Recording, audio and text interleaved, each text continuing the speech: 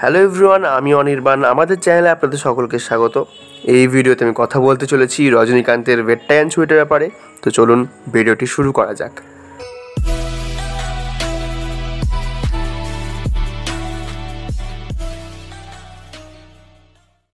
তো দেখুন, রজনীকান্তের রিসেন্ট ইয়ারে যে কটি ছবি বেরিয়েছে তার মধ্যে সবথেকে বেশি চর্চিত হয়েছে জেলার ছবিটা। কিন্তু ভেট্টায়ান দেখার পর আমার এটাই মনে হয়েছে যে জেলারের থেকেও বেশি আলোচনা এই সিনেমাটা নিয়ে হওয়া উচিত ছিল। এবং কেন কথাটা বললাম সেটা পরে বলছি। আর এই ছবিটি বক্স অফিসে ফ্লপ হয়েছে। কেন ফ্লপ হয়েছে আমি জানি না, কিন্তু এর IMDb রেটিং খুব সুন্দর। তো আমি সব না দেখে সিনেমাটা দেখতে বসেছিলাম।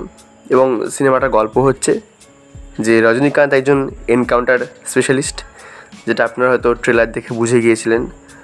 তো এখানে রজনীকান্তের একটি পরিচিত স্কুল টিচারের রেপ এবং মার্ডার হয়।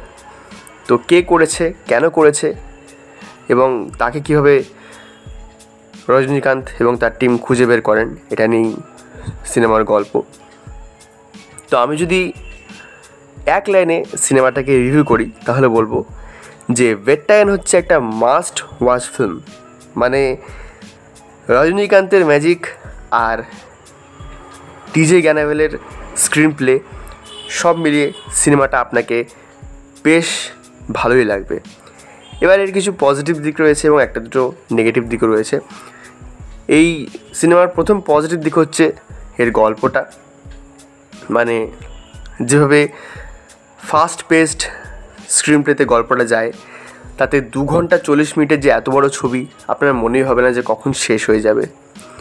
এছাড়াও এর পরবর্তী পজিটিভ দিক হচ্ছে প্রত্যেকের পারফরমেন্স। রজনীকান্ত সেই মাসি ক্লাসি স্টাইলে তো আছেন, এবং ফাহাদ ফাসিল, অমিতাভ বচ্চন, মঞ্জু ওয়ারিয়ার প্রত্যেকেই এখানে খুব ভালো কাজ করেছেন। এছাড়াও এই ছবির গতি নিয়ে তো বললাম যে গতিটা খুব সুন্দর, আপনি একটুও বোর হবেন না এই স্ক্রিন প্লের জন্য। এবং কিছু নেগেটিভ দিকের কথা যদি বলি, তো দেখুন এখানে অনিরুদ্ধের মিউজিক রয়েছে এবং মিউজিকগুলো ভালো হলেও অনিরুদ্ধের যে একঘেয়েমি ব্যাপারটা সেটা কিন্তু এখানে বেশ ফুটে ওঠে। মাঝে মাঝে মনে হয় যে জেলারের মিউজিকগুলোই হয়তো আবার প্লে করে দেওয়া হয়েছে। এবং সিনেমার শেষের দিকে একটু বেশি তাড়াহুড়ো করা হয়েছে, যার ফলে শেষের কিছু জায়গায় লজিক মেলানো যায় না। যদিও রজনীকান্তের ছবি, তো সবসময় যে লজিক খুঁজতে হবে এমন কোনো মানে নেই। তো এই ছিল আমার রিভিউ ভেট্টায়ান ছবিটার ব্যাপারে। ভিডিওটি ভালো লাগলে লাইক করুন, কমেন্ট করুন, শেয়ার করুন আর সাবস্ক্রাইব করুন। ধন্যবাদ।